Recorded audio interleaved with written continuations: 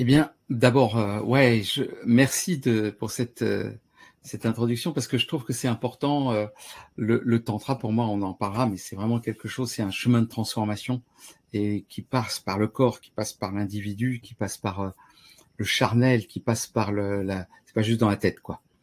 Et c'est intéressant parce que moi, je viens de la tête.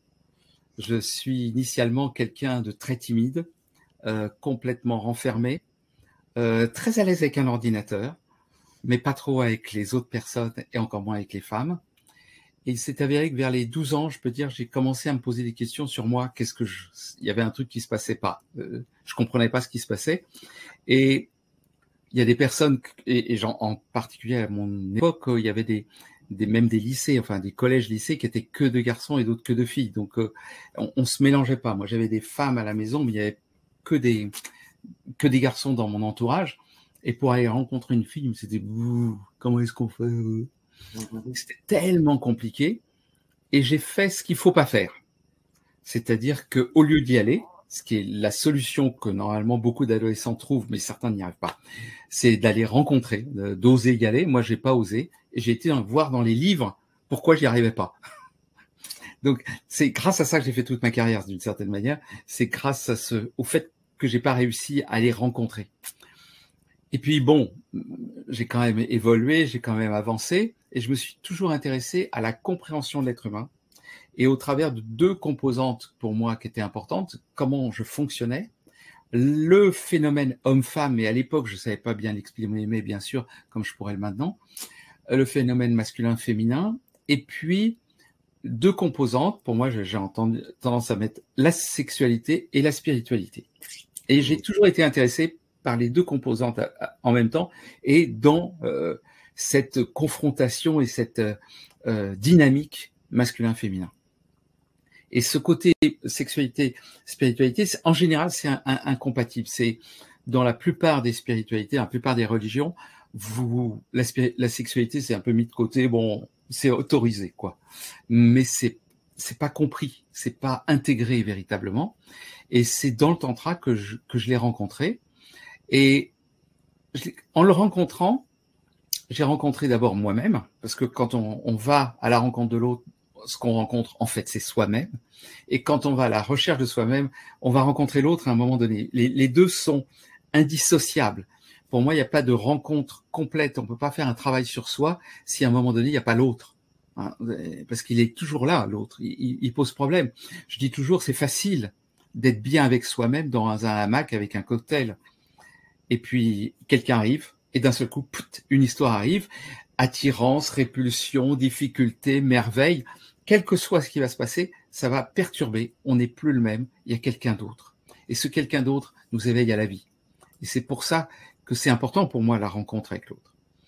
Et dans le tantra, ce qui s'est passé, c'est que moi, je croyais que les hommes et les femmes, c'était pareil. Grosso modo. Hein. Et c'est vrai. Je veux dire, il n'y a pas de différence. Tu prenais un biologiste, un avocat, avocate, médecin, prenez n'importe quel corps de métier standard, il n'y a pas de différence d'homme et de femme. Il n'y a pas de différence dans les compétences. Après, il y a peut-être des petites subtilités à certains endroits. Il n'y a pas de différence. Mais quand on arrive au niveau de la relation et de la sexualité, quand on arrive vraiment dans l'endroit de l'attirance, et là je parle essentiellement, hein, et je vais parler essentiellement pour des couples hétérosexuels, parce que c'est pour eux que je parle, hein, c'est pour des hommes et femmes. Bien entendu, il y a tout un autre travail qui peut être fait pour l'homosexualité, bien sûr, qui n'est pas rejeté, mais je suis moins compétent, c'est tout. Je vais parler de l'hétérosexualité. Dans l'hétérosexualité, donc dans l'attirance homme-femme, eh bien, il y a une rencontre, et ce qui se passe, c'est que, moi, je pensais que l'autre, il pensait comme moi. Je pensais que la femme pensait comme moi, que le plaisir que j'avais avec elle était de même nature que ce qu'elle avait avec moi. Et ce que j'ai constaté, c'est que c'était pas de même nature, mais que j'ai constaté aussi, c'est que les femmes pensaient la même chose de l'autre côté. C'est-à-dire qu'elles avaient elles pensaient que je fonctionnais comme elles. Et ça, c'est arrivé dans le tantra, et ça a été un truc énorme. Pour moi, j'en parle souvent de cette histoire, parce que il y a eu une histoire entre des hommes et des femmes qui étaient l'un en face de l'autre, des groupes d'hommes et de femmes. Et les femmes posaient des questions aux hommes, les hommes posaient des questions aux femmes, et une femme a posé des questions aux hommes. C'est quoi pour vous la pénétration? C'est quoi pour vous la pénétration? Et les mecs, mais vraiment avec la qualité de moi, ce que je ressens, si, ça, très bien. Et c'était, voilà, tout ce qu'on peut dire, tout ce que les hommes, de manière normale, standard, vont pouvoir dire. Et c'était très beau, parce que c'était en même temps très, très ressenti. Ça venait vraiment de l'intérieur. Et puis la femme a dit, c'est marrant, aucun de vous n'a parlé du fait que c'était l'accueil de l'homme en elle, que la femme vous accueillait. Et moi, je suis tombé, intérieurement. Ma mâchoire est descendue. J'étais pas tout jeune, j'avais deux beaux enfants, j'avais connu un certain nombre de femmes. Donc, je pouvais pas dire que j'étais un néophyte, j'étais pas un débutant. Et pourtant, elle m'a dit, bah ouais, moi, j'accueille pas une femme en moi. Alors maintenant, peut-être avoir le cœur, mais pas dans le sexe. En tout cas, je n'avais pas cette expérience. Ah, ouais. Et donc, j'ai dit, OK. Le lendemain, j'ai dit, moi, je veux comprendre. Je suis scientifique, donc j'ai dit, je veux comprendre. Je veux savoir comment fonctionne une femme. Et je me suis posé cette question-là, et ça fait donc maintenant 15 ans que je me suis posé cette question-là véritablement. Donc, ça donne un petit peu de référence, 20, plus de 15 ans maintenant. Mais donc, ça a été un démarrage pour cette compréhension, et de me rendre compte que plus on va vers la sexualité, plus on va vers leur relation, plus il y a de différences hommes-femmes. Mmh. Alors, je vais faire un truc qui est vraiment important, une parenthèse, histoire homme-femme. Je crois que c'est important qu'on en parle. C'est que quand je vais parler d'hommes et de femmes, je ne veux pas dire tous les hommes sont comme ça ou toutes les femmes sont comme ça. Je vais parler d'abord du masculin et du féminin. Alors, très souvent, il y a des femmes qui peuvent intégrer, qui ont beaucoup de masculin, et des hommes qui ont du féminin.